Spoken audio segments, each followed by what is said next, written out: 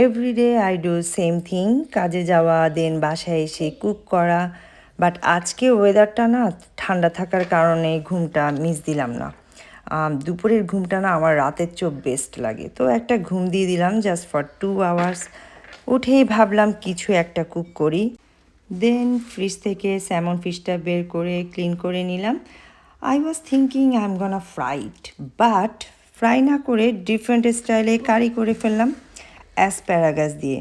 দুটোই healthy, salmon fish with asparagus. এই দুটোর বেনিফিটস বলে শেষ করা যাবে না, যেহেতু কুক করেছি একটু শর্ট করে বলি। যেমন কম বেশি everyone knows about salmon fish, very high quality protein and omega 3 fatty acids থাকে, যা কিনা good for heart and brain. But what about asparagus? I think less people knows about it. এটা একটা ভেজি, এটা বিভিন্নভাবে খাওয়া যায়, স্পেশালি স্টিম করলে দিস ইজ দ্য বেস্ট। এটা তোমার ওয়েট লুজ করতে হেল্প করবে। অ্যাসপ্যারাগাসে প্রচুর পরিমাণে ভাইটামিন ই অ্যান্টিঅক্সিডেন্ট থাকে। And another important thing is asparagus helps prevent urinary tract infections, which is very good for us. Anyways, আজকে যেটা কুক করলাম সবাইকে এটার বেনিফিট সম্পর্কে বললাম, এই তো।